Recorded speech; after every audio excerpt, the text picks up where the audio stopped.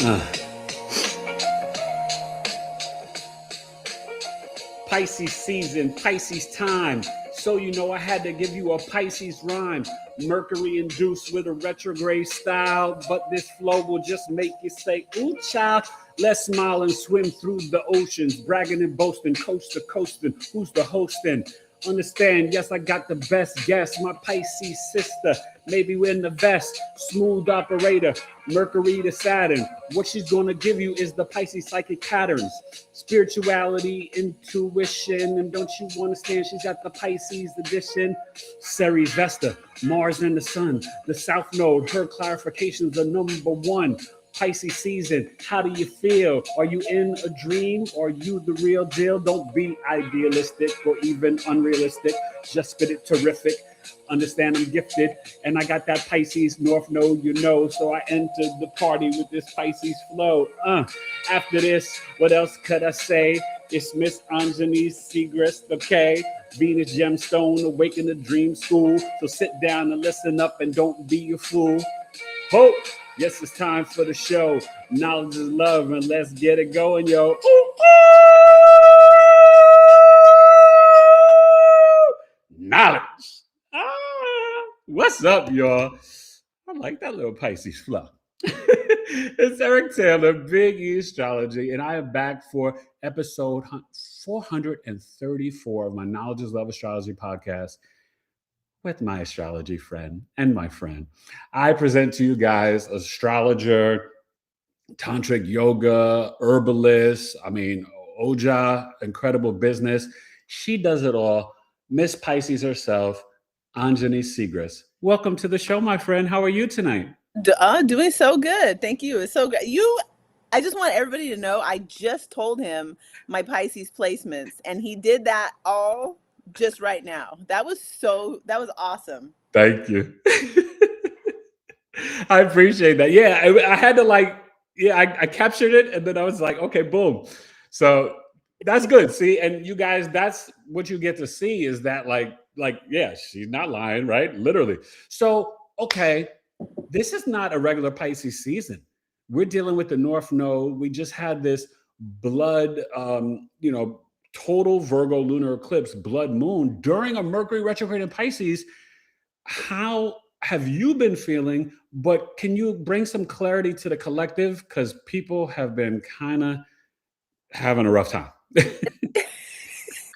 First thing I want to tell you is that I was born with a grand water trine in my chart and between personal planets. And so I feel how people are feeling right now all the time. Whoa. You know what I mean? So tell them the trine, though. Tell them the trine.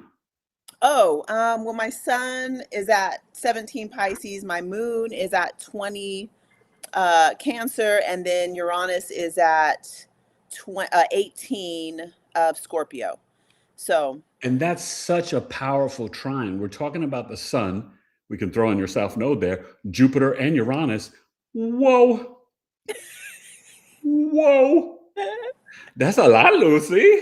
It's a lot of water. And so the thing is, it's like before I heard anything about physics, quantum physics, I couldn't talk. I couldn't explain how my reality was. Like I couldn't explain how things, like how I experienced the world. But then I got introduced to quantum physics and I was like, oh, there's words for how I experience the world. I love that. Yeah. So the thing that people might be going through right now with all these planets in Pisces is just like, I call it unidentified space, that you're just kind of, you're like, where am I? Like, did that really happen?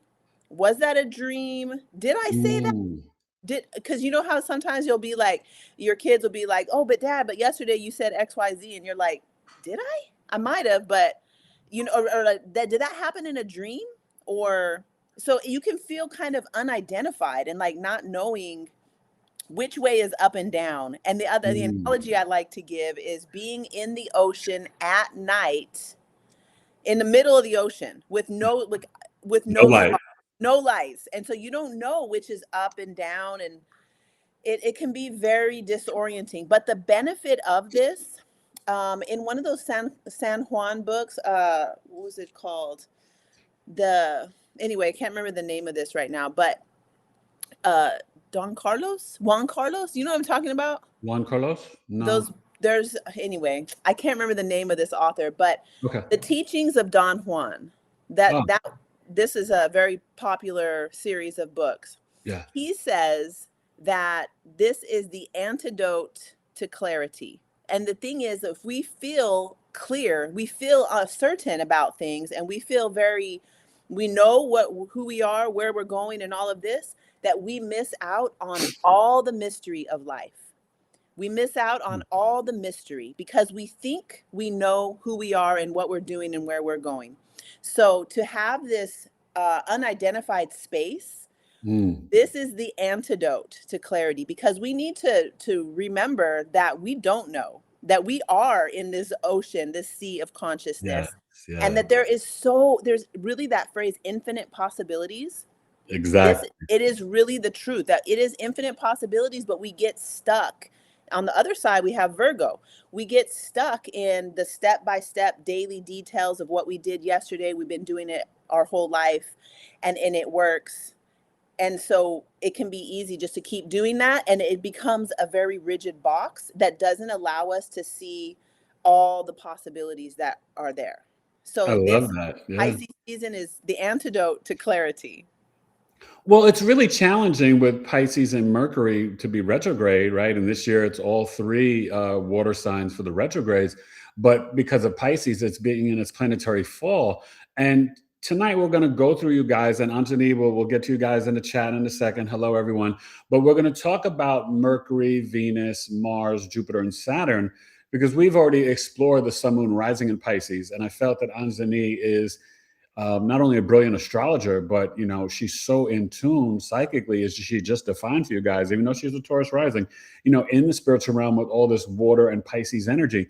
So explain to somebody, like, for you, your Saturn's in Virgo and your Mercury, is in Aries. So you kind of avoided that, those Pisces things. But when you think of a key word for Mercury and Pisces, before we even think about this retrograde, this current energy, I like to help people with going on right now. What would be your initial intro sentence to Mercury and Pisces?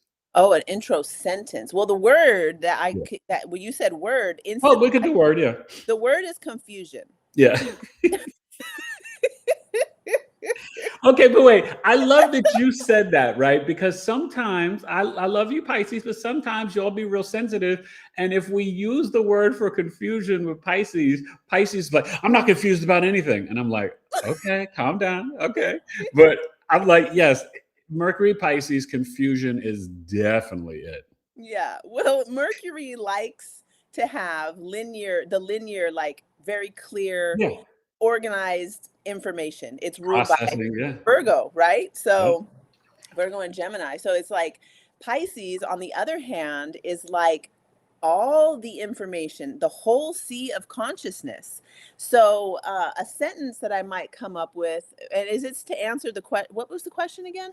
Well, just like, besides the confusion word, give us like an introductory sentence to explain to someone what Mercury and Pisces really is. Or how may they communicate, or their thoughts.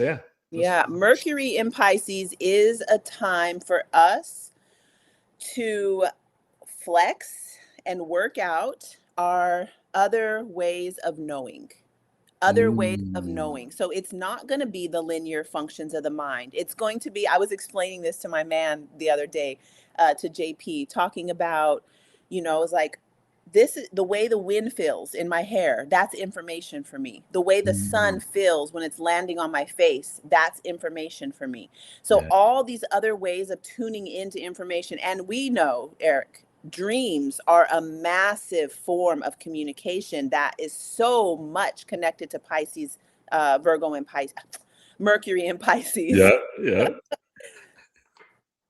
That's so true. It's so true. And, I like how you say that, because I want people to really get and understand, because when Mercury's in Pisces, they can be indirectly direct. And a lot of times they may think they've said something to you, but it's just trapped in their head. They never actually, verbalized it. And so we have to be during this retrograde, which ends, I think, what is it, ending the 20th or the 18th? I think the 20th, right? But it's coming up, it's coming up, coming up soon, not soon enough. But we have to be, as I like to say, maniacal, intentional, that we check out our spelling errors, our texts and emails, but that we make sure we said the thought that we were thinking out loud, not just kind of in the ethers. Now, you said something really powerful, and this is just talking about the Pisces energy in general, not in one of these, Mercury through Saturn planets. But in terms of looking at the Pisces energy with its spiritual nature, its intuition and psychic gifts, how does that tell somebody that doesn't know Pisces energy, like how does that actually play out for you, for the Pisces energy and frequencies? Because is it more in the dream state? Is it through daydreaming? Is it through the escapism? Is it through psychedelic? Like how does it play out for the Pisces energy? It's fascinating to me. So you're saying somebody who doesn't know Pisces, or? Yeah, because Pisces, everyone says, right? Oh, they're so intuitive. They're so psychic. They're very spiritual. Well, yeah, anybody could say that, but how does that actually manifest or play out through the Pisces person's existence? You know what? I could give you a really good example, because sometimes people don't know astrology in general. Yeah. And like I teach, I have a class right now I'm teaching called Psychic Body Activation. And this is just like telling people all the ways you are actually psychic, but you might not think, well, that's, you just didn't know until somebody told you, like, no, that is a psychic ability. It is an extrasensory perception that you're picking up on information. And it's just, we have been trained to block that out and to just pay attention to what we can clearly identify. Remember, Mercury in Pisces is unidentified, or Pisces in general is unidentified space. Yeah. And we have not been trained to pay attention to that, but yet our body is a receiver. It is built to receive that information. So we are picking it up. A lot of times people with anxiety, with all these little weird social disorders that they have listed in that ICD-9 book, the different ICD-9 codes the medical system uses to give us medication, which we're not going to get into that at this moment, but more of a Virgo Pisces axis thing. But this, a lot of those are actually our psychic senses turned on. And it's just that we don't know how to dial it up or dial it down, or we just don't know how to use it. So when we're like somebody who doesn't understand Pisces, what you do understand is when you're overstimulated. Overstimulated is the exact definition of, I am picking up extrasensory information that I don't know what to do with it. But if you take the time and get some training, you will know what to do with it. And then all of a sudden your clarity turns on, your intuition turns on, your dreams start becoming more premonition dreams. Yes. That's really powerful. So hold on, I want us to go to the chat, and you maybe could read some of the questions from the people. And you guys have any questions about the Pisces spiritual and psychic gifts, put them in the chat for Anjani. But you said something very powerful. So if that's the kind of regular or normal state of Pisces, kind of like in how you just described it, is that why the escapism is so necessary or relevant or prevalent for them? Yeah. Because they're kind of always in this place, and they just like, okay, I've got to leave this. This is too much information, too much sensory. I don't know what to do with it. So they kind of go into the spiritual realm or daydream or in the ether. Exactly. Okay. So, I'm forgetting everybody's name right now, but there's another teacher who I studied with, who she had mentioned that if we don't use what our body is already naturally configured for, that we will take the toxic substitute for it. So people with strong Pisces attributes, whether it's because they have a lot of planets in their 12th house, or they have Pisces placements, but they just don't know anything about what that, Yeah. Or there's probably a couple of other things that I'm missing, but that extra information that's coming in, it can't be drunk away. You can't Thank you. You can't drink. escape. You can't You get cannot. high and drugs and drinking. Yeah. So I think what's happening though is that when they do that, the rest of the world slows down in their perception. So like if I were to get drunk right now, I would be able to like kind of make the world match my vibe because my perception changes, and it creates a sense of like, oh, okay, this, this makes sense. The other thing, that Bob Marley song when he said, they made the world so hard, da da da da, they got it Yeah. I forget the name. I know I that. forget the name too, but I always think that when I'm like, no wonder why people need to escape. It's like the tension and pressure of middle world reality, Saturnian reality, all the things we got to do in a day. Think Virgo, structure, for It's not natural to who we are, right? In our general. divine and nature state. It's like inhumane. Like, it's not real. It's not natural. It's not natural. But now imagine a person with even just with Pisces sun, or just a Pisces moon, or just a Pisces rising, but then again like a stellium of planets in Pisces, something like that. Imagine having to get through the world, the way the world is set up. And it makes sense to me why they're like, you know what, I am just going to get high or drink or whatever the thing is, and just like or take a nap. Pisces will take a nap in a minute. But I will say though, I mean, I'm kind of joking, but as a collective in your birth chart, and you look at your Pisces house right now, you're going to see in transit the North Node, Mars, and Sun. So if you feel like you need to take a nap, do so. Like, go with the energy. Like, and Mercury is there to retrograde. So you want to go to the chat, see if we have any questions, see who's here tonight, and you guys got some Pisces questions for Miss Anjani. I just want to I didn't say it so properly because I also want to make sure that I don't like dishonor people who choose to use alcohol or anything that they're using. I hope to say that there is something that you have special about you, which you can activate that without the drugs and alcohol. I used to be a serious alcohol. I'm talking about like pee my bed at night alcoholic. Oh, wow. And I quit drinking but before I was even old enough to drink. I was like, did a sobriety full on, and figured out how to use what was happening instead of letting it use me, as my dad used to say. My dad's also a Pisces sun person. That's powerful. Yeah.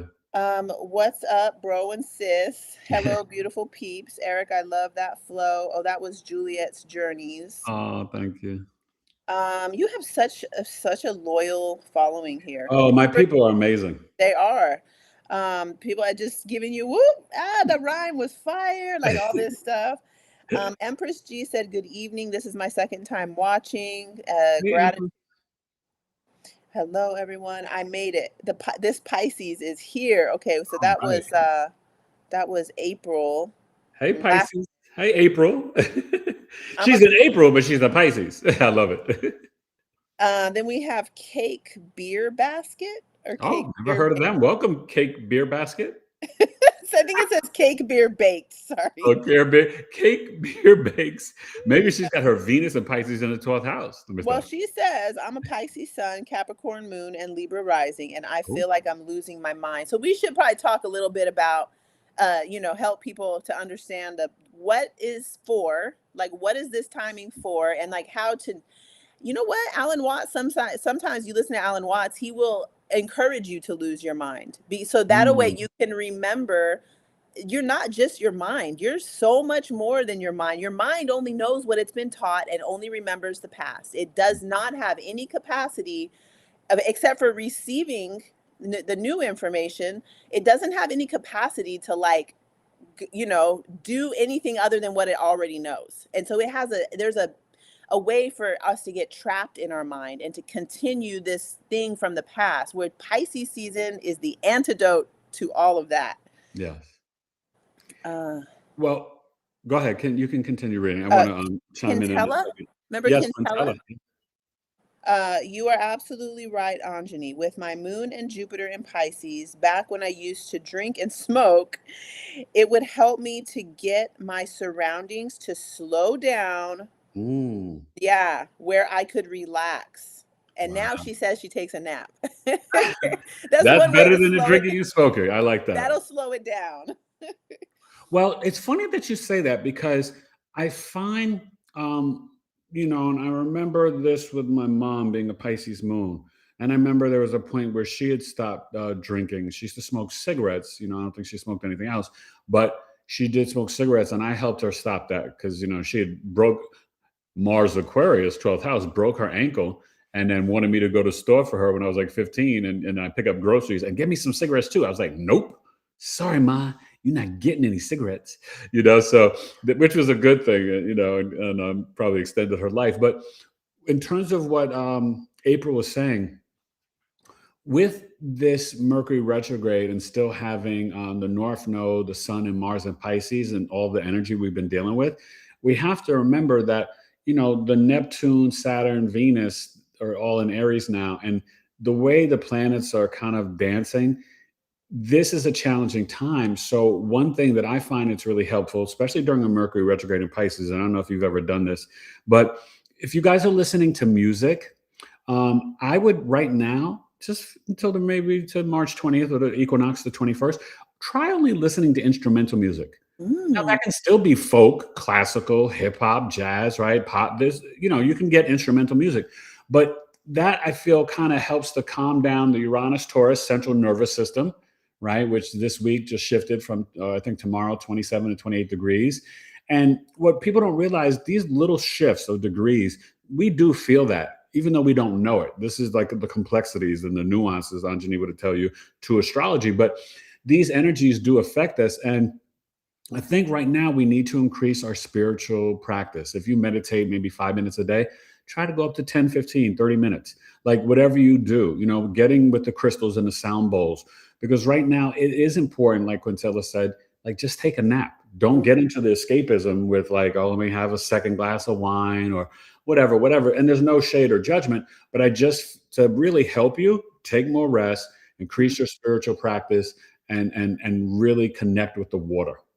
Drinking it and showering and bathing a little bit more as well. I feel like that could really help at this time. Yeah. Do you need help? Let us know. I got like a whole playlist on how to help yourself with these, like the issues of energy and. Oh, I love that. Okay, so now all of Anjani, this is a good time to do it. All of Anjani's information is down below, but share if people do want to reach out to you, whether it's for readings or to follow you on social media, just share all your information, even though it's down below. Just share that with the people right now. Okay, yeah, I'm VenusGemStone on Instagram, VenusGemStone. And then my channel on YouTube is called Awake in the Dream School, I think it is. Yes. Awake in the Dream. This is a real Pisces. Oh, it's the best Pisces title ever. Yeah, it really is. And yeah, I have a lot of free, just like Eric, a lot of free resources on my YouTube channel, like grouped off in little, what do you call this thing they have on YouTube? Playlists. Yeah. Wow. It's okay. Virgo Mercury's here to help you. Thanks. So, okay. So that's really powerful. Let me ask you this. When we start to move to Venus, we know Venus in Pisces is exalted. And what I tend to find with, not all, but the majority of my Pisces Venus clients, Anjani, they really struggle to find that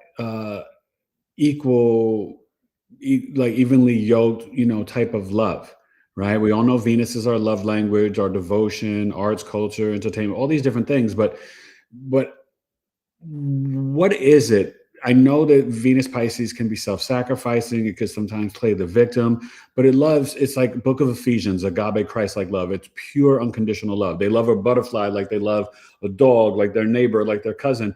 And so why or what is it do you think is so challenging for a Venus Pisces in the love arena? Well, I think that Pisces, like any placement in Pisces, is like you're really looking for God. You're really looking Ooh, for the love that woo, one of my friends that's a is deep one. a priest, retired, like 50-year priest, retired, but I don't know if you ever retire from that. But he always says that you have a God-sized hole, that you're trying to fill that with whatever. And so for Venus in Pisces, the God-sized hole that you're like looking for, that type of love that you can only get from your connection to God, to earth, to the spirits, to the invisible realm. Yeah. And the idea that I'm getting is that you will need to satisfy that love in your own connection to God, to the earth, to whatever kind of spiritual practices that you have, and not expect that any human being can ever Fulfill. fulfill that love, that and but because you know the longing, you are that love. And Yeah. so the more you strengthen that through your connection, the more you embody, which Venus is about embodiment. Yes. The more you are satisfying that connection, the more you embody that big love, Yeah. that big Pisces and Venus love. And then as we know, whatever it is that we're vibing out, that's what vibes in. That's what we're going to be. We're like at the same wavelength. And so we're going to start connecting more. You'll start connecting more with people who are on that same wavelength as you, like doing their spiritual practices. They're doing whatever kind of connection that they have with God, or with, so then that will create more opportunities to experience the love that you're looking for. So this is a random question, and we'll get back to you guys in the chat. So definitely put your questions down. So I don't know if I'm sure you've thought of this. I mean, all astrologers, we think of these things, but I just want to kind of ask you this. If someone has a Venus Pisces, let's say it's a lady, would you feel, I know this is a weird generalization, but I'm just trying to get people to visualize this. Would you feel that a Venus Pisces would play better, let's say, with a Venus Scorpio, Venus Cancer, or would the Venus Pisces connect better with like the Mars Pisces or Mars Cancer, Mars Scorpio? I'm thinking the Mars. You Okay. know, you want Yeah. to put Venus and Mars together Yes. in a Okay. type of way. To me, the Venuses, like, They're both how they receive the love. yes, Yes. exactly. Yeah. So something really interesting. I've just been finding this out this year with my partner, boyfriend, man. I hate the boyfriend. I feel so like childish saying my boyfriend. I know. Um, which is that I don't know if it's because I know astrology, but I do things to like psychically talk to his Venus. You know what I mean? So he has Venus in Virgo. Okay. So I have been like really feeding his Venus in Virgo. What does that mean? I'm like doing hospital corners when I wash the sheets and make the bed with the hospital corners. You know what that is? It's like a military thing that you do that makes the sheets be real crisp and tight. You're too much. Lot of mercy.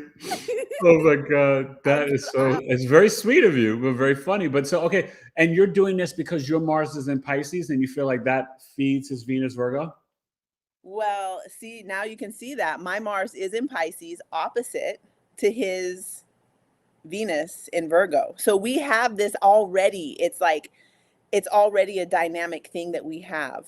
So that's what I think is you want some kind of action between Venus and Mars. Okay. Okay. Yeah. And I guess I was asking this question because sometimes I wonder if people have their Venus signs in the same element, Mm. it can almost be too much of that energy or redundant. Yeah. Like as me as a Venus Scorpio, my wife's Venus Aquarius, and say, oh, it's a square, but I find it great compared to my Venus Scorpio, if I was with like a Venus Cancer or Venus Pisces, I wonder, like, I don't know, I didn't know astrology back then, but, like how that would work out. But I can imagine, that being a little challenging. And so that's why I asked you that. So connecting, and it doesn't have to be a trine, but sort of connecting, whether it's a conjunction or a sextile or a trine of the Venus to the Mars, tends to play out a little bit better in a relationship. Okay, you and your wife having a square? Yeah, well, she's got the Venus Aquarius and I have the Venus Scorpio, yeah. This squares create tension. So we need, in our romantic relationships, we Yeah. need that tension. So between Venus and Mars, I will take a square any day Yes. over a trine or something like that, because sameness, if we have too much sameness, It gets boring. we collapse. We Yeah. will just collapse. We need the tension between husband and wife. Yes. And then what was it else? You struck up another thing in my mind, which is, I'll tell you what's not that awesome though, is when Mars is at a square with a Mars. So Oh, no. Yeah, that's not nice. That's not nice, Lucy. yeah. So as we get to the Mars Pisces, right? Mars Pisces, you don't necessarily want to be with somebody with a Mars Virgo or Mars Gemini. That could be, although, the one thing I will say, I'm sorry, not Mars Virgo, that would be fine, but the Mars Sag or Mars Gemini, that could be really. Now, have you experienced that? Yes. Oh, so Gemini or Sag? Sag. So my Okay. man has his Mars at 6 degrees Sagittarius. My Mars is at 6 degrees Pisces. So it's a perfect square. Wow. And the way this shows up, and it's, I won't say too much, Yeah. but one of the ways it's like I can sense when it's coming on. I can sense, it's like, okay, and then it doesn't dissipate. Like we cannot dissipate it, and we just have to like take space and then. Well, yeah, because, and this is something, a good astrology lesson, and then we'll get back to the chat. But, Mars in Sag, and what's so funny, they're both Jupiter ruled signs. Mm-hmm. But Mars in Sag can get very dogmatic and preachy, Mm-hmm. where the Mars in Pisces can be a little bit more on the spiritual, but very flexible and adaptable side. Mm-hmm. Even though Sagittarius is mutable, but Sagittarius energies in astrology, guys, can be very dogmatic. Mm-hmm. The ones that are not so much are the Uranus and Neptune, but most of the rest of them can be extremely dogmatic. Mm-hmm. So that's fascinating. So, okay, let's go back to the chat. Any more questions? And then we'll talk about just Mars Pisces energy on the spiritual side. Mm-hmm. So Pisces in the house. Seems very interesting. I look forward to checking this out later. That was Ocean Lover. I've been listening to lo-fi beats, very soothing. That's Quintella. Did you say Quintella? Quintella, yeah. Okay. Oh, that's good. Lo-fi beats, yeah. Devant says, hello, my fellow Pisces. Let's keep the good energy flowing. I just figured out at 45 years old. That was caked, been baked. Oh, cake been baked. I love that. I just figured that out. Hey y'all, question. Are certain Pisces placements stronger than others? I'm a Pisces rising, for example, but how would that compare to someone with a sun or a moon placement? Okay, I'll let Miss Pisces answer that one. And this is Germany. Hey, Germany, welcome. All you new people, please subscribe, hit the like button, and also go follow Anjani on YouTube at Awake in the Dream School. But thank you for your question. So go ahead. What do you think about that? Like, if you had to give a top 3 Pisces placements, would the ascendant get in there, or would it just be like, Pisces? Absolutely. Yeah. Because the ascendant is what we're here to learn about. It's how we are here to. It's like I call it how we rise into mastery. Yeah. How we rise into mastery in this life is defined by the ascendant. So the Pisces rising person is learning about all this unidentified space, the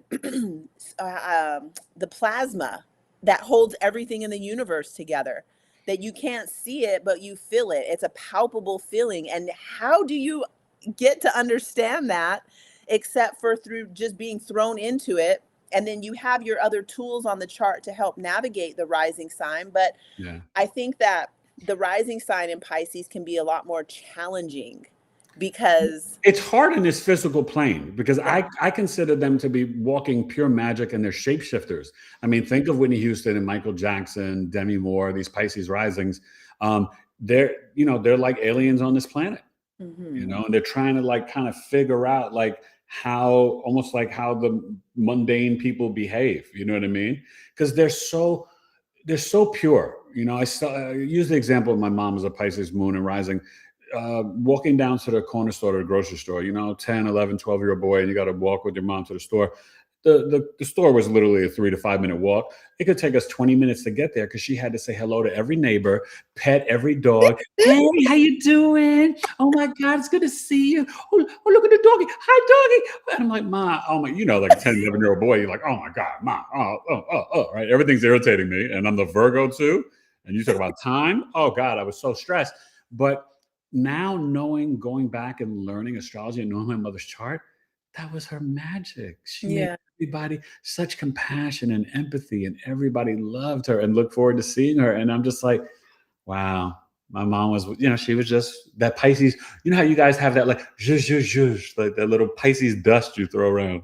I've heard. I don't know because I'm in it. You know what I mean? But what you're describing, I totally get it. I gotta smell everything. I call it flirting with the dogs that walk by. I'm like, hey, honey. Oh, look at you. Oh, do you consider that to be your Taurus rising?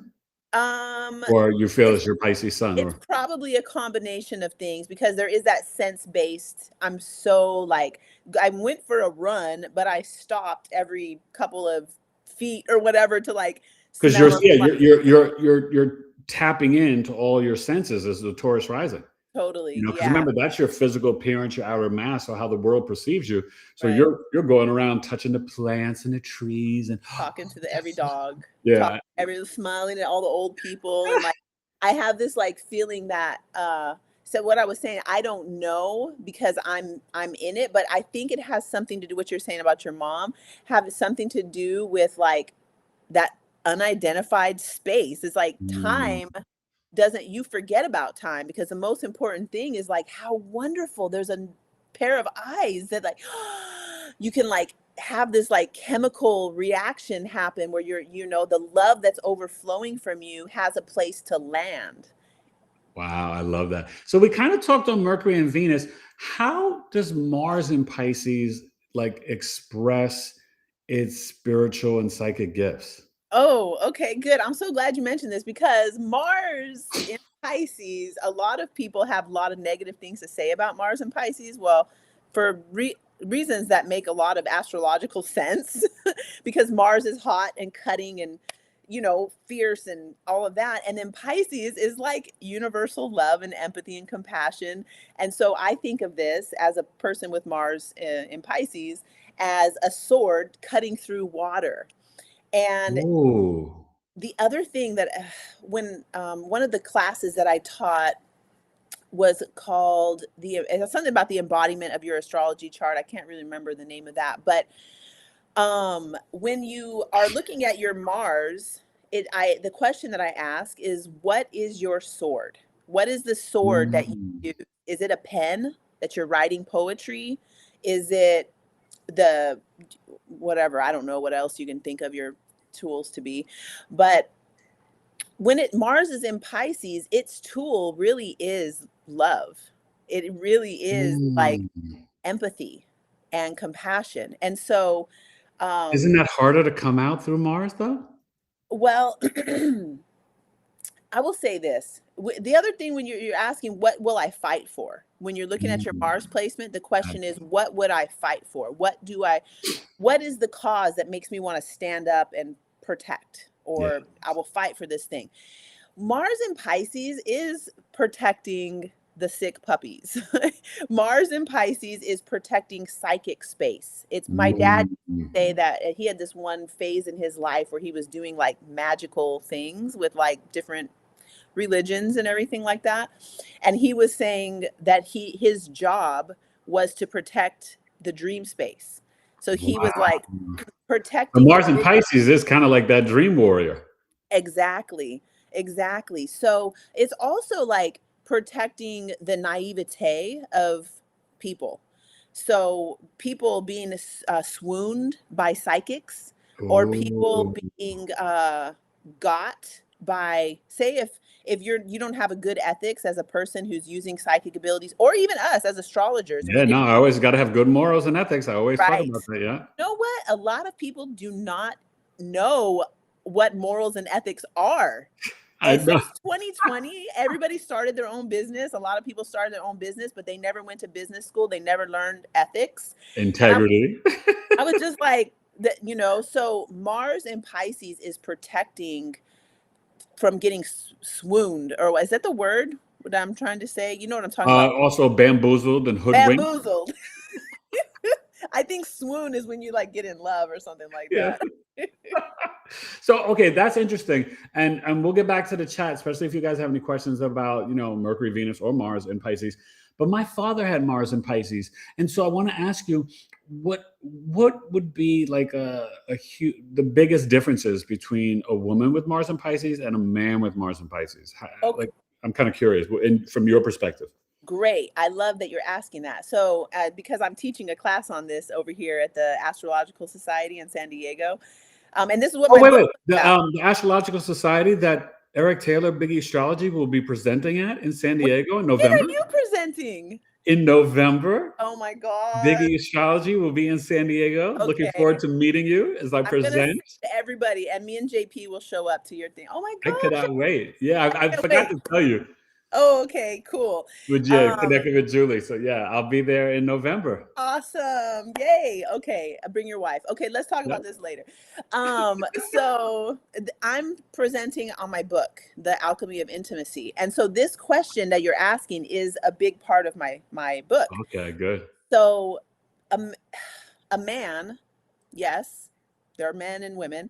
And then if you are more connected with masculinity, if you're more embodying the Mars things, more likely you're going to be more connected with your Mars. And therefore, you will be falling in love or falling into attraction with people who are like your Venus.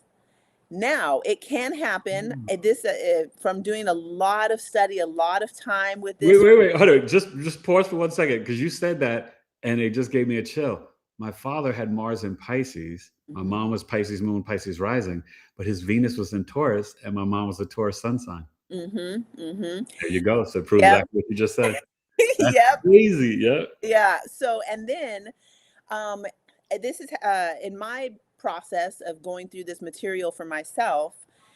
Whenever I am being more dynamic out in the world, I'm doing my podcasts, I'm working, I'm being Mars. You're initiating. I'm initiating. I'm taking action.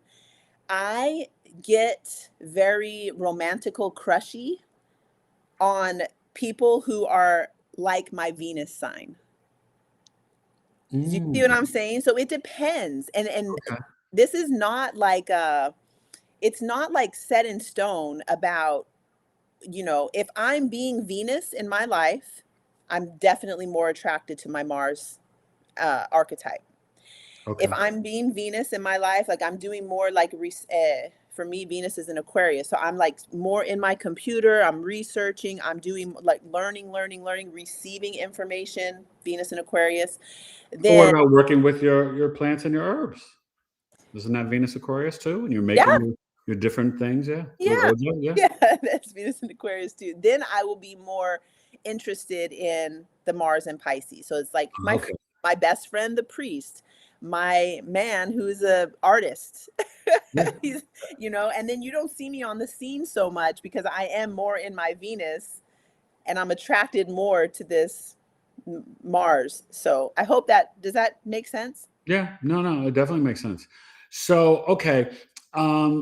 When we let's go back to the chat before we go to Jupiter, see if we have any other questions about Mercury, Venus, Mars, and Pisces, or just anything with Pisces. Okay, we have Venus and Sun in Aquarius. That's Juliet Journeys. Yeah. And then I'm learning a lot of astrology. This is a new, Dustin says, I'm learning a lot. Welcome, Dustin. Juliet Journey says, North Node in Pisces in the 7th house. Pisces fascinates me. Oh, and then we got Jules, Jupiter. Hello. Hola. Hey. Hi. Hey, Julie. Hey, Julie. This Jay Germany said, thanks for the information. So question on Definitely. Oh, so that was the question about I was just went off for probably too long about Pisces rising. They were asking, remember, about is there a certain placement that would be more Pisces? Yeah, like how does it rank into okay, because like we have the Sun, Mars, and Jupiter, right, and sect on the day squad.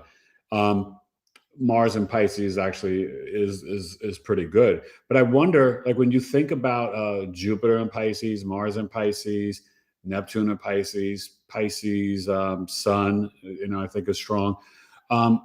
Pisces rising, the one thing that I think is very challenging is they're looking through the lens of the rose-colored glasses. So it's almost like having Neptune on the ascendant, where you can be too unrealistic and idealistic as a Pisces rising, but you will tend to see the best in others, right? You're looking in that ascendant, you're looking at the other half, the 7th house.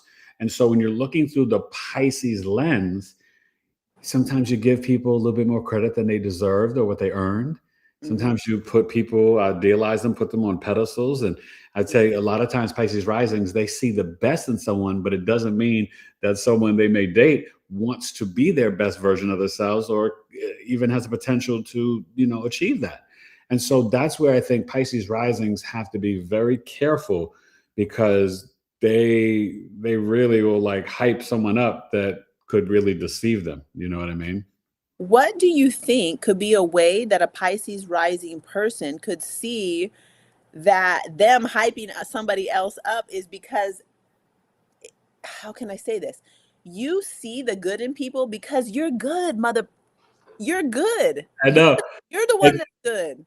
Pisces is so good. And that's the thing, right? Pisces ascendant. I mean, remember, like we said earlier, it's so pure, unconditional love. I think of, Agape, Christ-like love, book of Ephesians. But so I think what Pisces risings have to do, and this is challenging, you have to see where your sun and moon are. Try to connect more with maybe your earth or some of your fire energy, but try to tap in with the 7th house of Virgo, the descendant.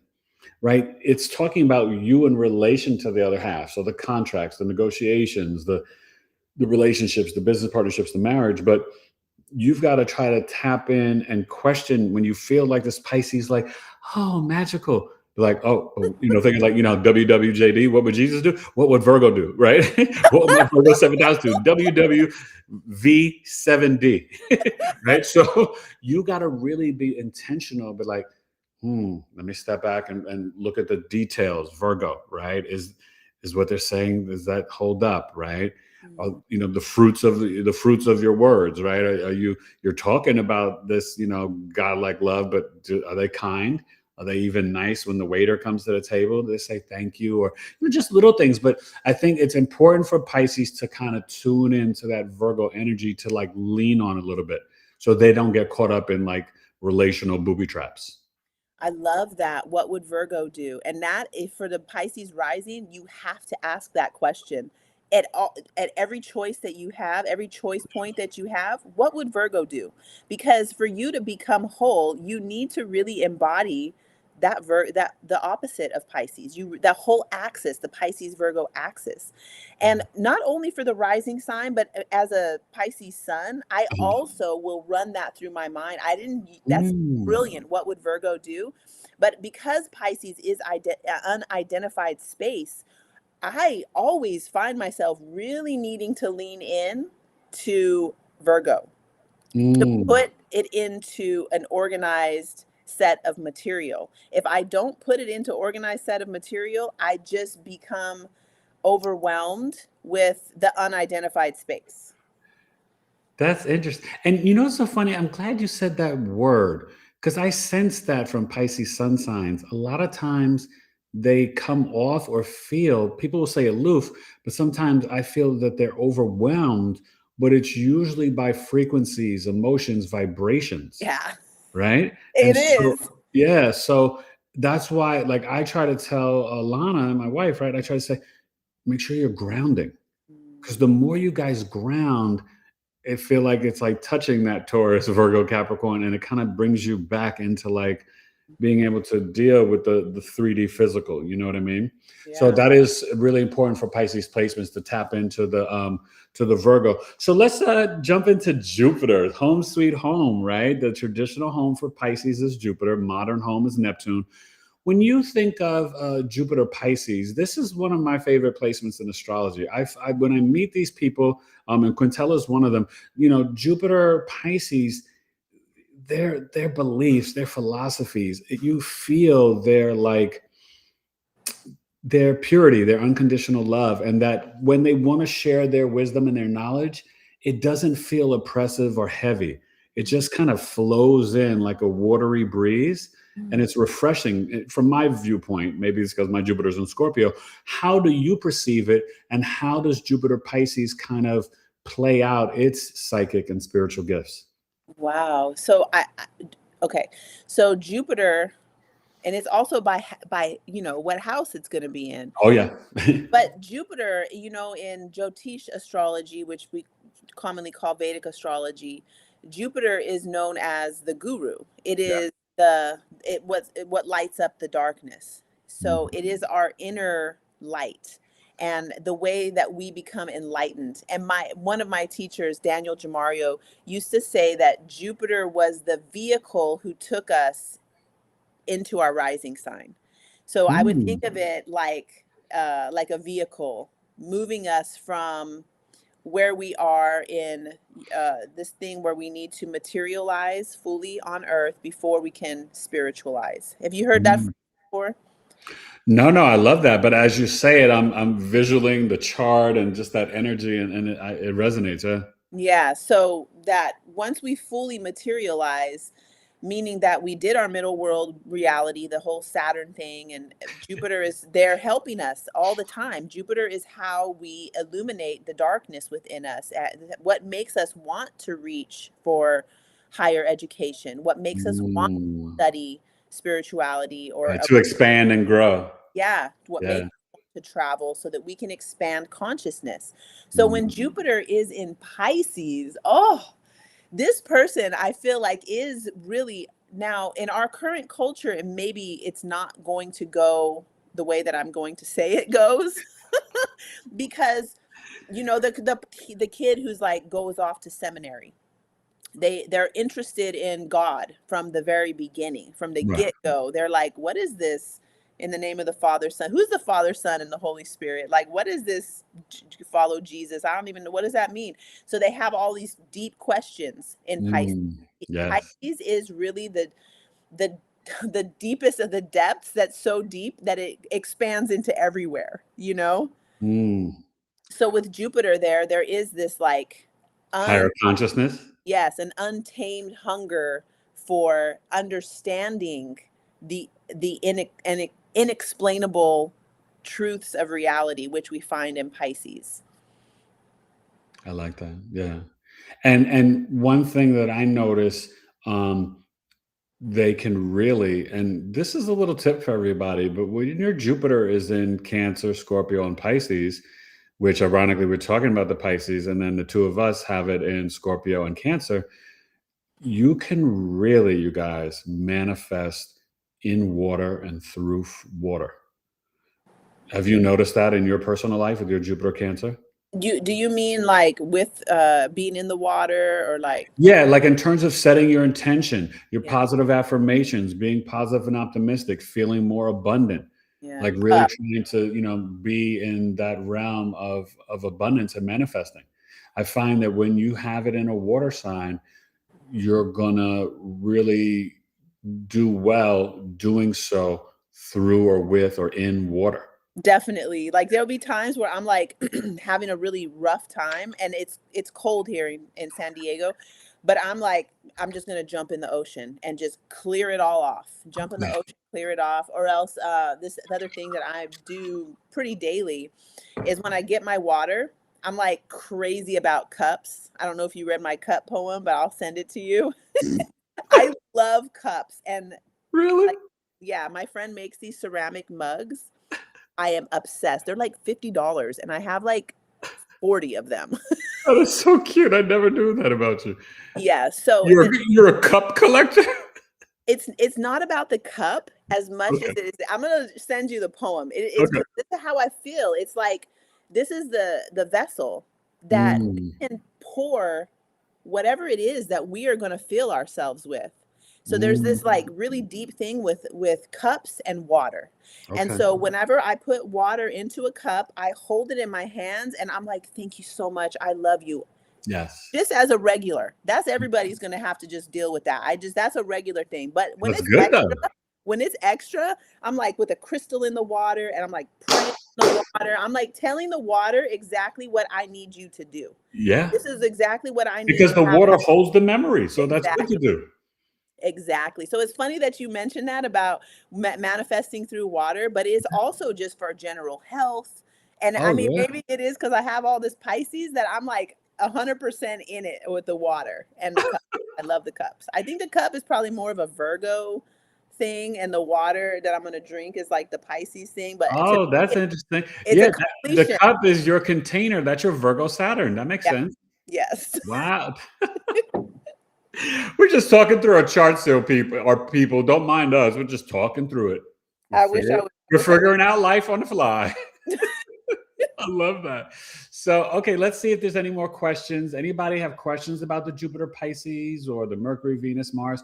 I think this is so helpful because sometimes, Anjani, you know, I feel whether it's you or my wife or my cousin, Pisces women, but Pisces in general, they can be very categorized and misunderstood.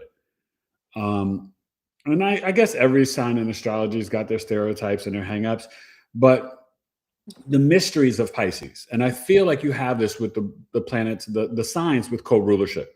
So you're going to feel it more if you're a Scorpio, Aquarius, or Pisces because of the co-planetary rulers.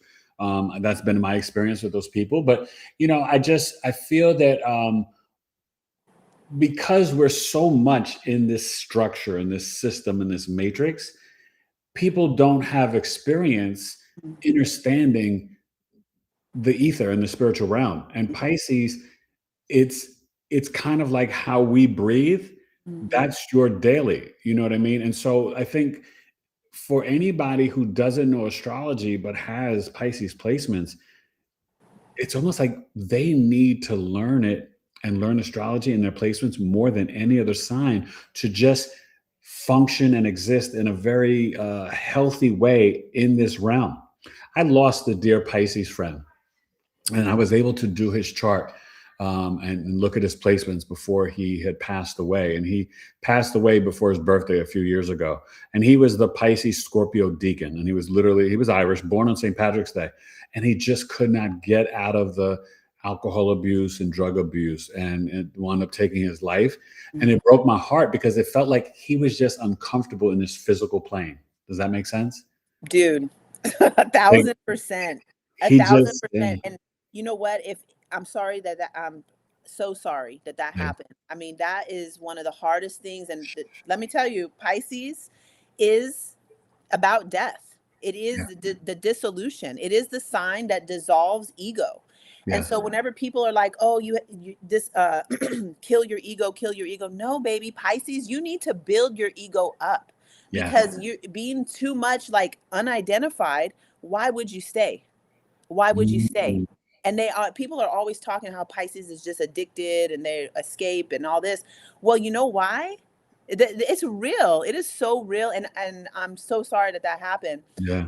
And this is what you said. If you have Pisces placements, you and your friends who have Scorpio placements, both of you guys really need to understand. I'm not saying you need to become an astrology teacher or something like that, but you But need to at understand the least of it, get a chart reading. Exactly. Yeah. of it. Just get a chart reading. Somebody telling you the things that you don't have words for it yet, especially if you have the Pisces placements. You don't have words for it yet, but somebody saying those words to you will instantly activate a healing Mm. process.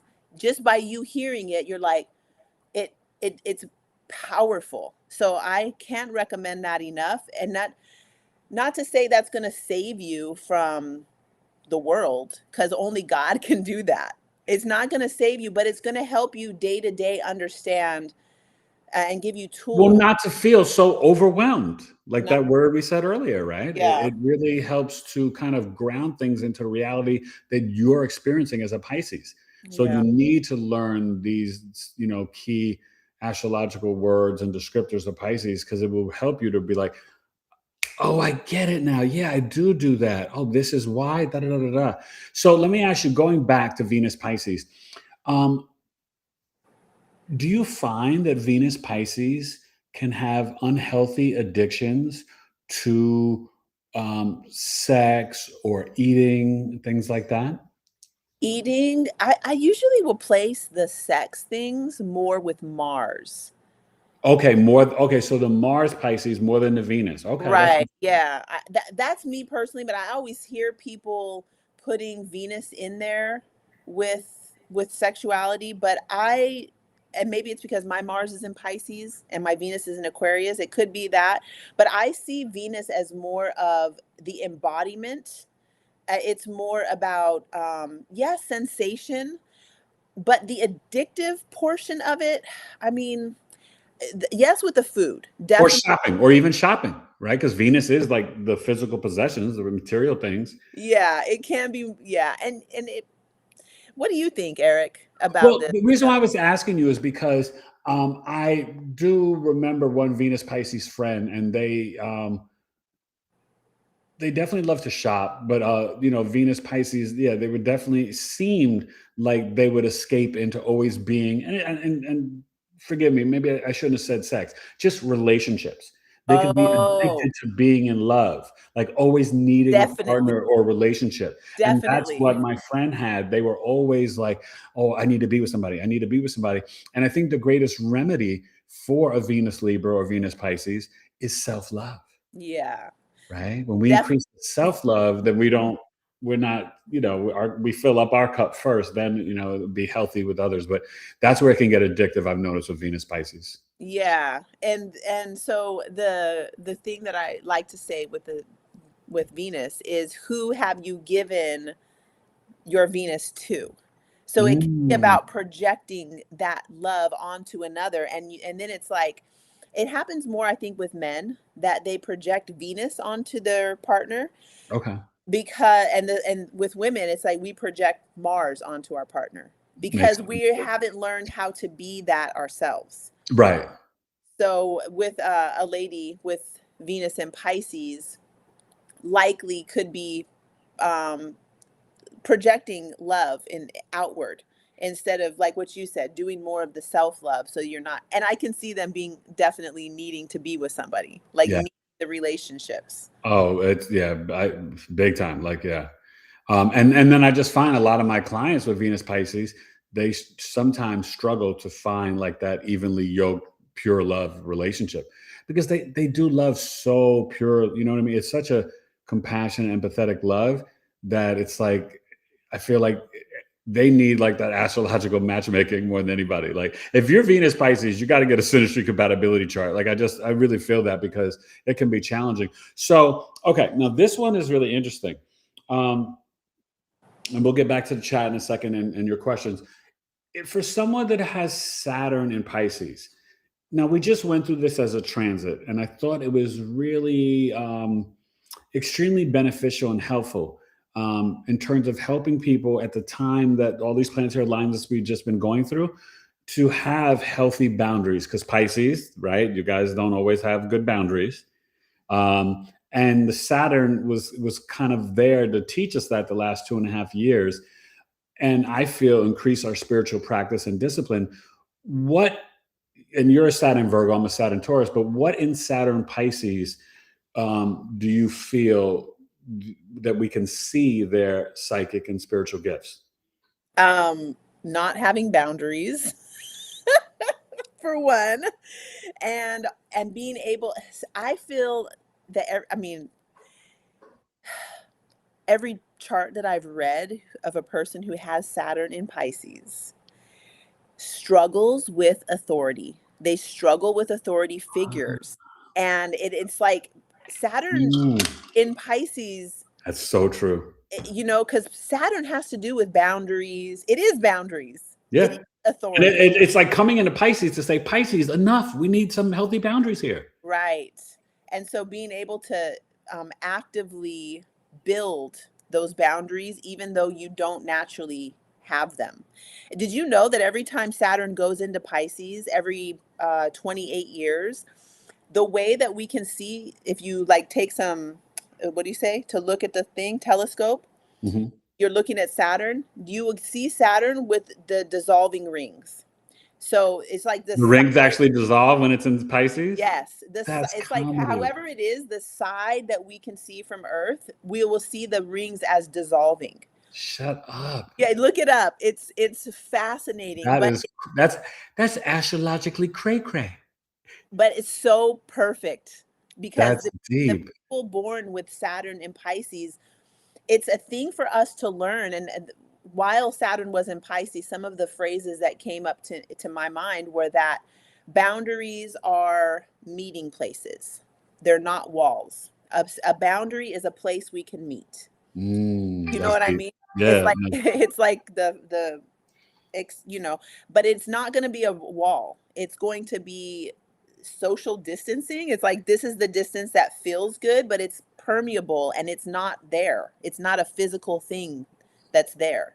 So yeah, I say that a little bit because I'm like thinking of people who I know, and I'm like, I don't want to, you know, they know that they don't have good boundaries so much. Right. No, and that can be a challenge. And I know a lot of people, whether they just went through their first Saturn return or their second, you know, there was those themes I'm sure were coming up. But also, when I think about Saturn and Pisces, if you practice the discipline, the structure, the organization, and hard work, Saturn and Pisces, they can be the powerful spiritual teacher and guru, because they can have tremendous spiritual discipline. This is the other thing about it, where those boundaries that aren't physically there, the benefit of that is now that unidentified space, you have full potential of creating anything. You can create anything. And so Saturn in Pisces is building the dream. Yeah. It's taking from the vision and from that unidentified space and can create anything, because Saturn on your chart is where you are most disciplined.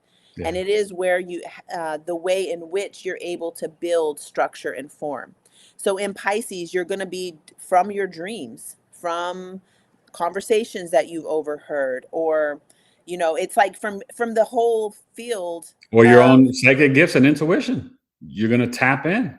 Yeah, definitely. So let me ask you this, though, because with Saturn and Pisces, because I notice with Saturn in transits, sometimes it can activate some of the bone and joint and chronic pains, right? In Aries, I've been telling people, you got to watch out. You know, some people are complaining about headaches or migraine headaches, and that can happen, even rheumatoid arthritis. But in Pisces, like, you know, you got to make sure you're taking care of your feet. You know what I mean? Like, people don't nurture and care for their feet. So I think that's one thing with Saturn and Pisces, but also finding how to tap in, responding to their abilities, right? Of being compassionate, empathetic, kind, patient. And so I find with Saturn and Pisces, when you step into that, it's like you're honoring the Saturn and Pisces, right? When you have enough discipline to show the compassion, the empathy, the grace, the mercy to others.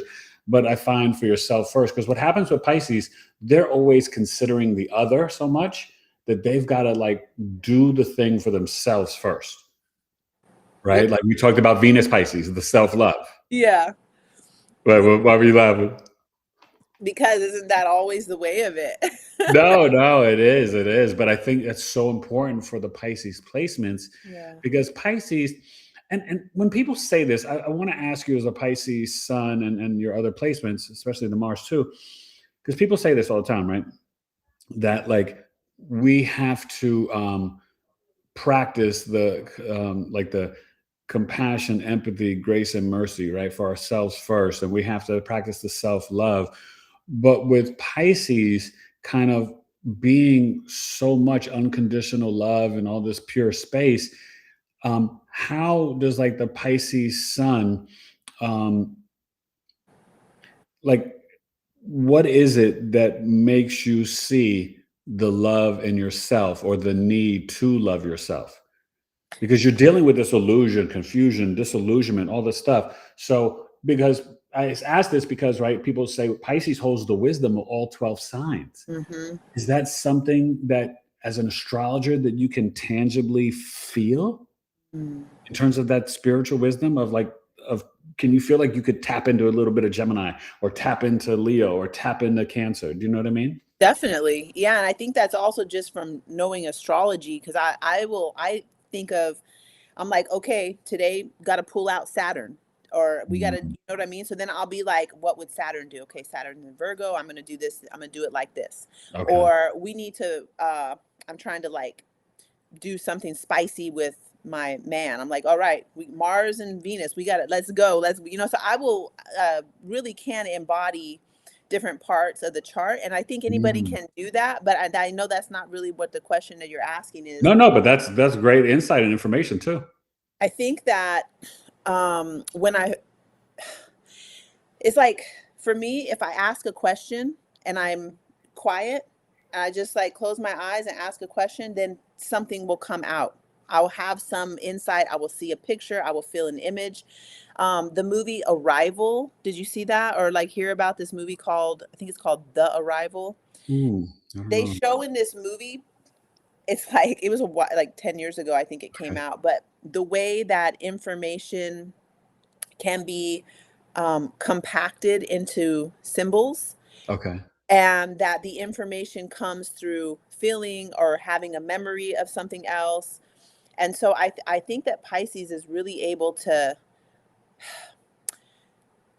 and again, it can be very chaotic and confusing because information really is coming from everywhere. So yeah, I think that being able to like tap into Gemini or to tap into all the 12 signs is something that, yeah, Pisces is doing that. And they can become, what do you call it when you're walking around talking to yourself and like talking to people who aren't there?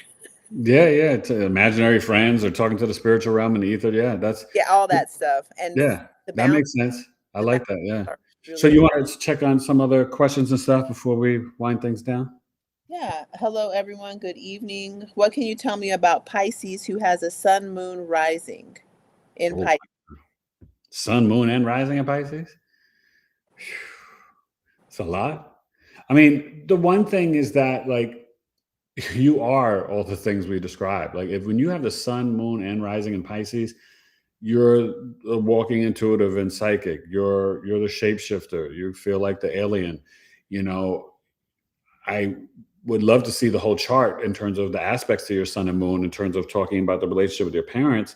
But I find sometimes, Anjani, it goes both ways. Especially I notice this with mutable signs, but specifically with Pisces, the sun and moon, or water signs, I've noticed this too. Sun and moon on the ascendant, like it's like come see, come saw. Like half the time the relationship with parents is good, and then half the time the relationship with parents is like no bueno. You know, so usually it's going to show through aspects to those placements. So I don't like to generalize, but number one, you are like so tapped in musically and psychically. I mean, like, how do you feel in terms of like how they exist in this world with the Pisces Sun, Moon, Rising? Because that's very heavy energy.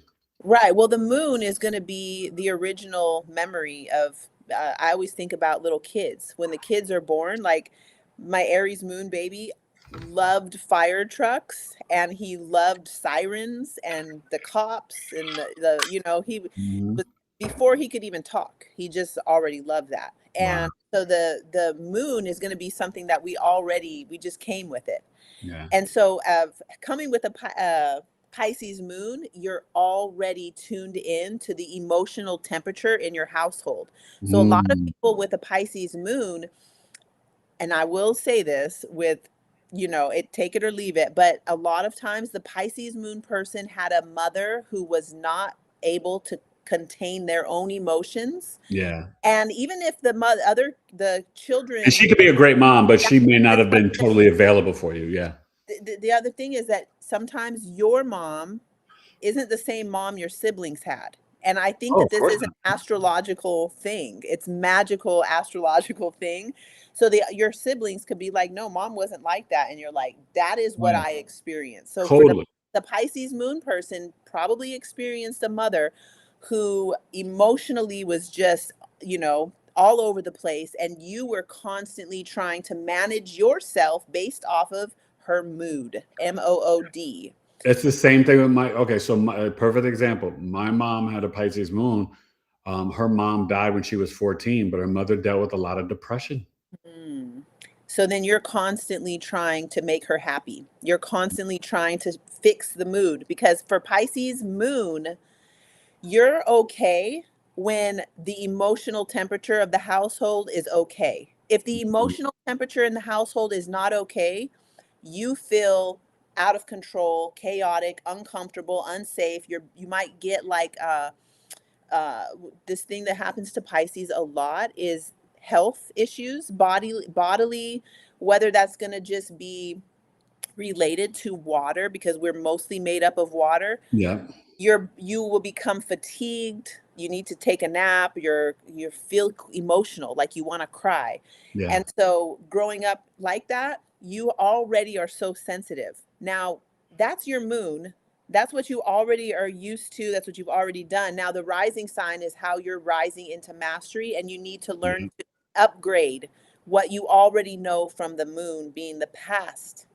So it's like taking what you already know with the Pisces moon and taking it to the next level and teaching us.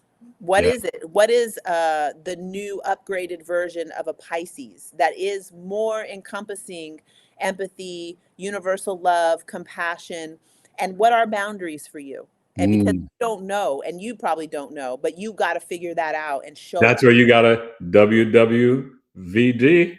What would a Virgo do? Exactly. No, and we're laughing, but actually, it's really helpful because when you're dealing with the sun, moon, and rising all in Pisces, and gosh, I mean, who knows where your Mercury's at? Could be there too. But, there's just the energy is, and I will say the music is super important, right? The Pisces moons, we know, right?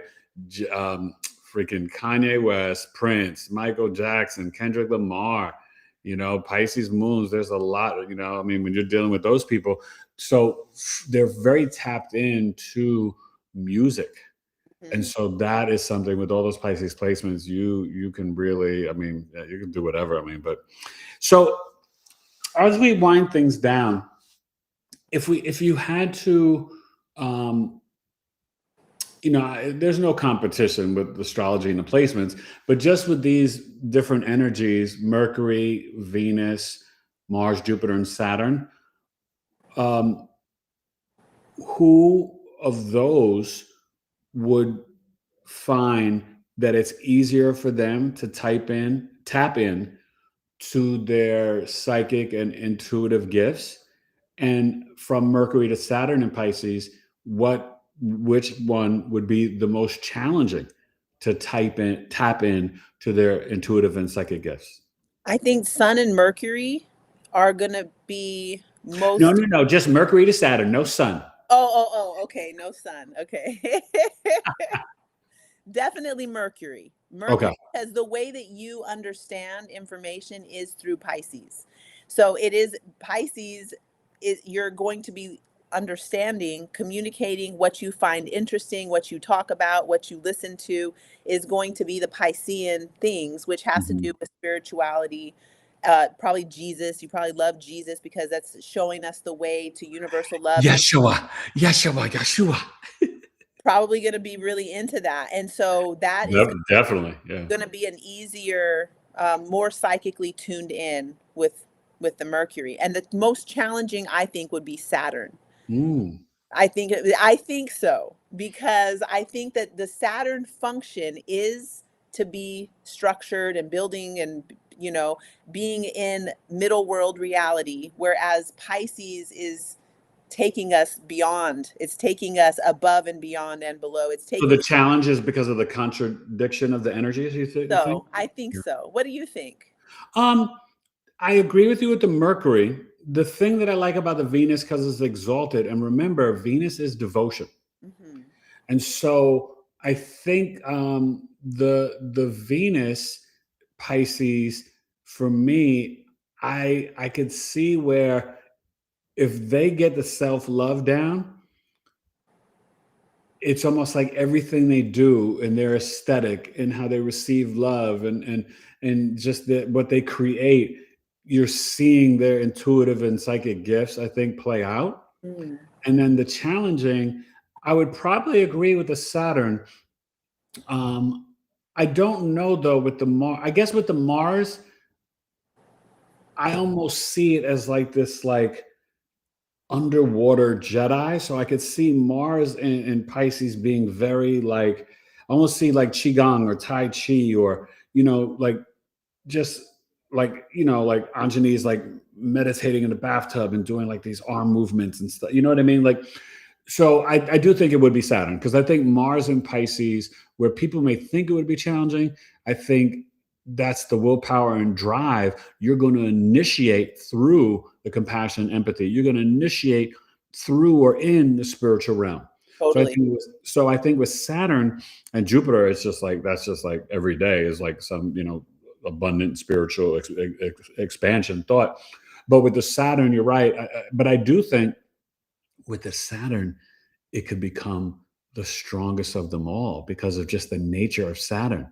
So when they get down the boundaries, when they get down responding to their abilities of connecting in the spiritual realm or practicing the compassion and empathy, it can be like the super computer guru or like, you know what I mean? I think of Karis One. You know what I mean? And Karis One is my favorite MC. He's got Saturn and Pisces. And I think about just this, because this is what I do, right? I like his, I think it was his third or fourth album, Edutainment, right? I want to educate people with the astrology, but I'm also going to entertain them. You're going to have fun when you watch my Mars Pisces video.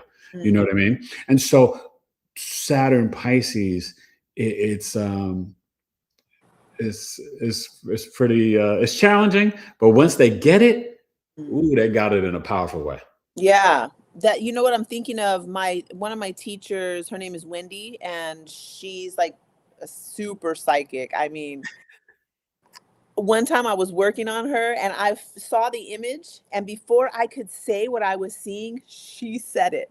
Oh my gosh. She is so psychic. But something That's that kind of fun. something that she taught me was using, like, there's this form of crystals that are like high vibe crystals, like moldavite or phenocite or whatever. They're like, Yeah, moldavite, obsidian, yeah, they're more high vibing.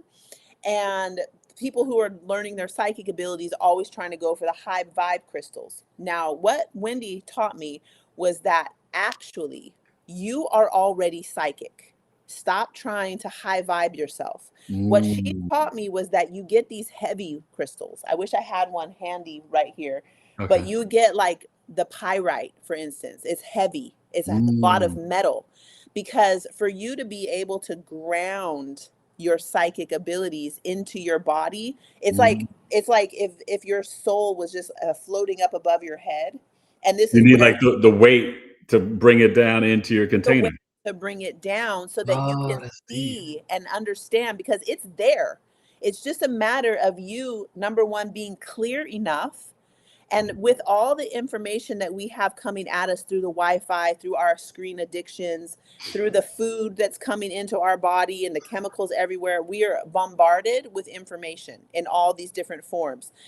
So the first thing we need is to be clear, to clear as much as we possibly can. Spend time sitting in silence, listening to however you call it, meditation, or listening to your breath, or listening to your heart, or whatever. And whatever it is you can do to ground yourself, so you're not just in the unidentified space out here, but pulling yourself all the way into your body. So those heavier crystals would be more Uh, I'll have to remember that. I like that. yeah. That makes sense. Okay, so you want to take any one or two last questions, and then I just Yeah. have before I let you go, I want to ask you like a quick little speed question thing, like a couple of funny questions. Fun. Ask a Yeah. Pisces. So, all right, let's see if there's any interesting Okay. questions or comments. I mentioned the crystal thing just because of what you said about Saturn, and I agree with you there that once Saturn learns the boundaries and all that, yes, I think that you were totally right on that. Thank Can tell a lot. That's so interesting. Hold on a second. There's your chat room is so off the hook. Hi, fellow Jupiter, Moon, and Pisces. I would love to know how you experience Pisces energy.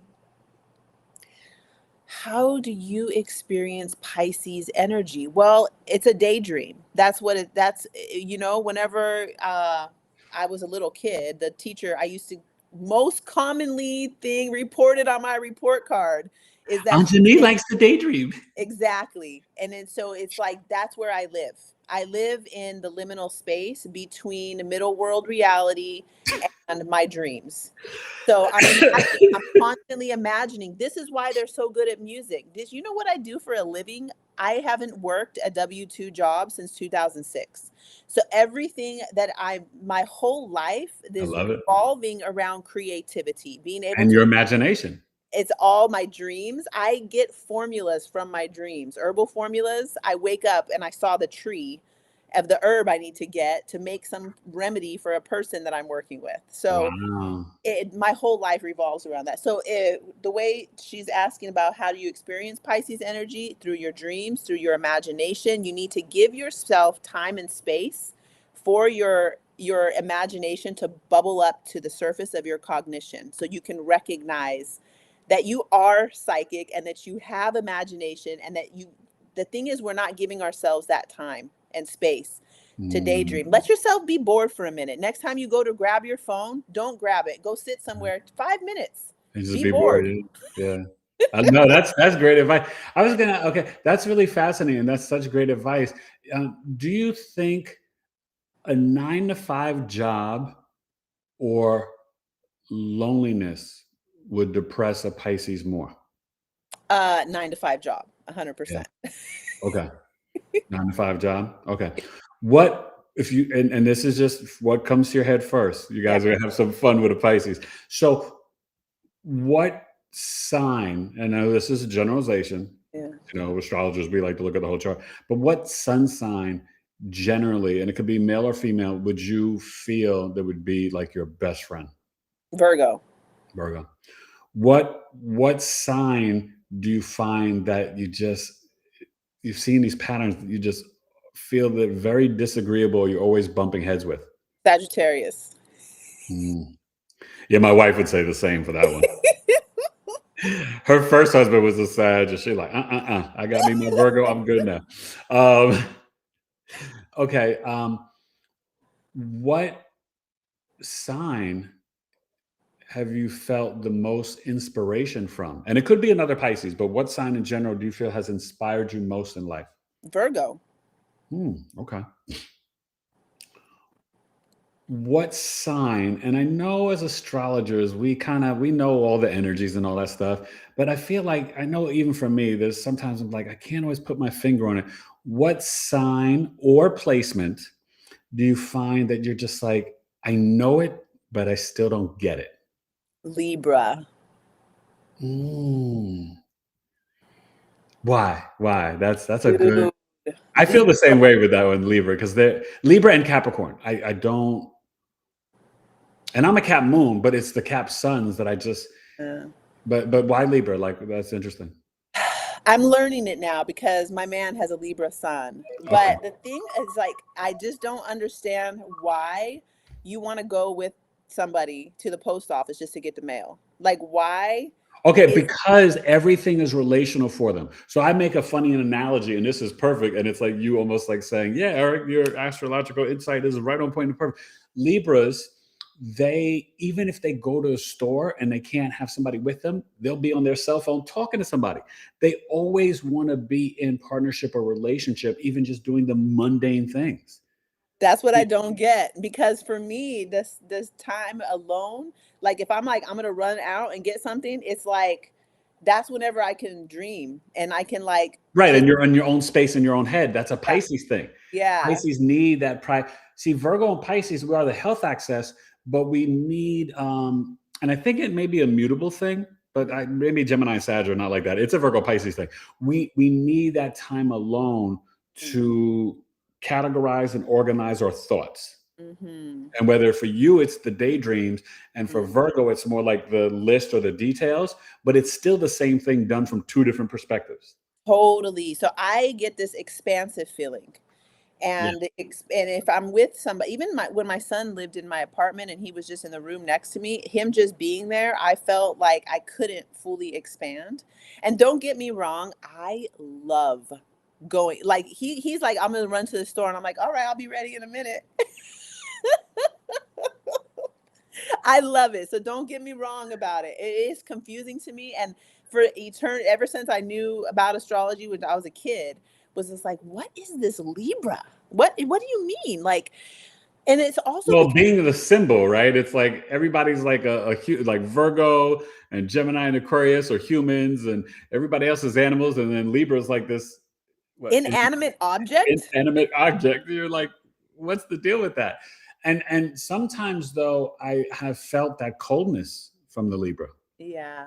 More so from the women than the men, but I have felt that coldness. Yeah. You know, so that's kind of interesting.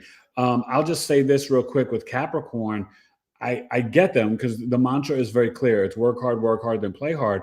But I guess this is more on the romantic side. I never understood a Capricorn woman in terms of like, there were no signs like, okay, she likes me or she doesn't. Like, how do I play? Like, they're hard to figure out. That's what I would say with the Capricorn women that I've noticed and stuff. So, okay, one last question, then I'm gonna let you go. Okay. If you are a Cancer moon, a Taurus rising, and a Pisces sun, if you could, or if you had to switch your big three, what would you switch them to? Whoa. You mean move them around? Yeah, like maybe you would be like an Aquarius or a Pisces rising, and I would not pick Pisces. Like, well, no, I'm just giving you an example, but I want you to switch all three. What would they be? But with each other? Not with each other. I want you to pick something different for your sun, moon, and rising. Oh my God. You are the Taurus rising, the Cancer moon, and the Pisces sun. What would you switch with those three? I'm gonna formulate my best, what I could be. If it was like, oh my goodness, if I could do anything, I would probably be a Capricorn sun. Because I'm just keep it together, be right, do it right, and like, follow. They about their business, I know. Exactly. Yes, I love that stuff. So I would be a Capricorn. Did I say Capricorn moon? No, you said Capricorn sun. Capricorn sun. That's an overall thing. I rather like Scorpio, so I would probably try to be a Scorpio rising if I could. And now you're choosing an intense life. I know, but I really like that the magic and the mystery and the money that comes along with the Scorpio things. Like that's cool. Yeah. And then that moon. For my moon, let's find something stable. Taurus. How about a Taurus moon? Okay. I'm really going for that stability. So you're going for the earth and water. So with the Scorpio rising, your Cap sun would be in the 3rd house, and then your Taurus moon would be in the 7th. Taurus. Okay, that sounds great. And your sun and moon would be in a trine, so you'd be loved by mommy and daddy. Oh, that sounds so nice. Yeah. What made you think of this? I don't know. Cool. I just tapped into my imagination. That's all. I just thought of it right now. This wasn't pre-planned at all. That's very cool. So this has been so much fun. And, I love exploring the Pisces energies with you. And you guys, please, reach out to Anjani. She is amazing. Tell them real quick about the items that you make with Oja, because you really, and I also, I'm going to put on my homepage for you guys to come and watch. Anjani's been on a multitude of times. I can't even keep track right now. But I think it was about 2 summers ago, we did an episode that was so powerful. And it was plants and planets. And Anjani tapped into her herbal gifts and knowledge and abilities and connected, you guys, all the plants and herbs to the planets. So I'll put that up on my main homepage. You guys can watch that episode. It is really, really a must watch and so good. But give them your information again, and then tell them a little bit about what you do with Oja. Okay, so if you guys haven't heard yet, the plants have astrological alignments. So we have Venus plants, we have Mars plants, we have Jupiter plants, and now the organ systems that are related. So Venus is our Venus system. It's also our kidneys. Mars is going to be blood, and it's, you know, it's a mover.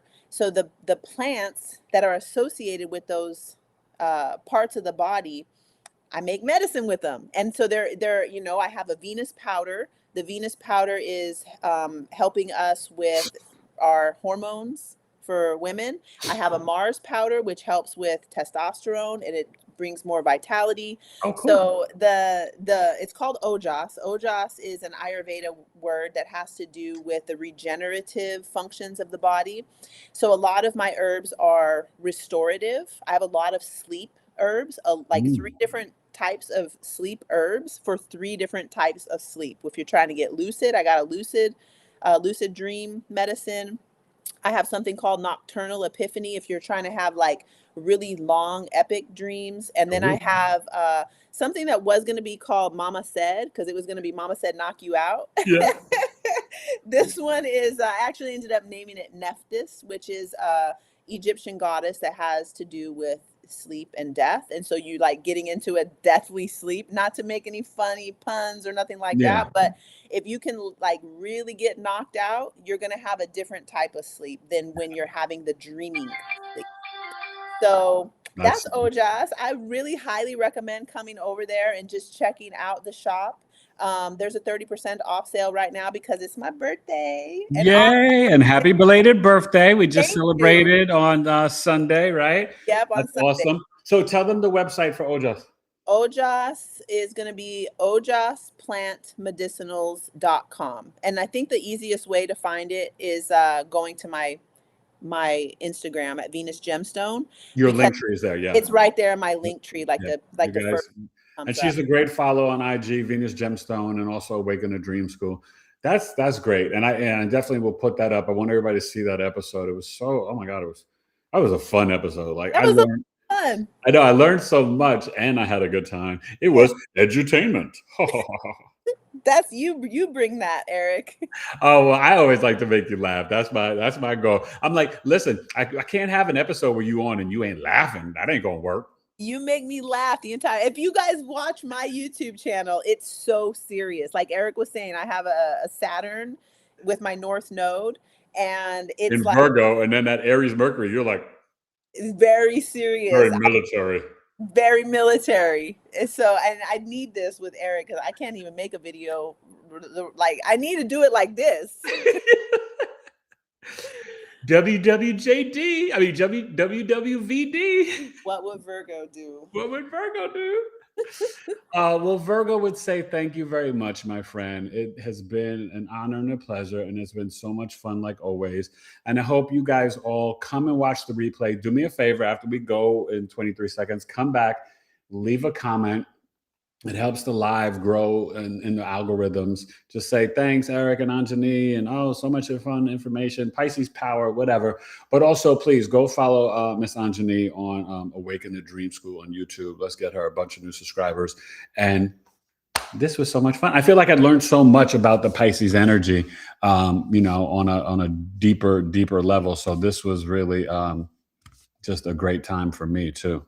I love your audience. I just want to say that your audience is the best. Like there's so many comments and they're so nice and loving. And your wife says she said, Anjani, I feel you are my sister from another Mista. What you are saying is like straight from my head. Well, yeah, because even sometimes I notice for the both of you guys will dispense language or say things a certain way the same, but her Mercury's in Pisces. It's not in Aries like yours. But because you guys are both Pisces suns and Taurus risings, you know, there's a similar energy. And then I laugh because, like I said, my mom was the Taurus sun and Pisces rising and Pisces moon. So in a way, I kind of like married my mother, I guess, in a way, but very different, but there are similarities. Yeah. But the one thing I will commend and say for you Pisces ladies out there, I just want to just thank you for the magic you bring to the world. Sometimes you may be a little preachy and opinionated because you guys have so much psychic ability, wisdom, and knowledge, but it is, and I'm sure your man appreciates it. You guys are pure love, and I think one thing you guys do is you hold space to teach your partners like what unconditional love really is. And so I just thank Pisces women for that, because I think that's a superpower in itself, and just how your intent is never to emotionally harm others. That's a big thing that I respect so much about the Pisces energy. So just gotta give you some Pisces love. That was beautiful. Thank you so much for saying that. That is what surprised me, was that never mind. That was beautiful. I'm just gonna save this and send it to my man, because he's like, we do that. We really do teach, but through modeling it. We're showing unconditional love through modeling it. Yeah. We had some kind of friction happen, and in the next moment, I'm still like, hey, can I get you some, you know, oh, do you need some medicine for this thing? Oh, you know what I mean? Like, no. There's times where I know my wife's angry at me, but she'll still, like, you know, bring me a cup of tea, or, you know, or something like that. And I'm just like, thanks, babe, you know? And so, and it's like, but what's interesting, you guys, because it's like you kind of already know, you know what I mean? You're so, like, you know, knowledgeable and so wise that it's like, I almost feel as if you're waiting for us to catch up to you. And which, you know, as a Virgo, that irritates me in some sense, because I'm like, oh yeah, whatever, you knew it, and you know that I know that you know, but listen to what I got to say anyway, okay? if that makes any sense. It makes I know exactly what you mean, because it's like, you still need to be able to say your thing and do your thing, and I love that you said that, because I guess your wife might do that too. Yeah. Is say, like, it can seem preachy, because it's like, I know this thing and I'm telling you, but the man, you also got something to say too. And so that is a practice for me to be like, okay. Right. And you need to give us space to know it or learn it for ourselves, even if we come at it a couple days or weeks later, or if we come at it from a different way.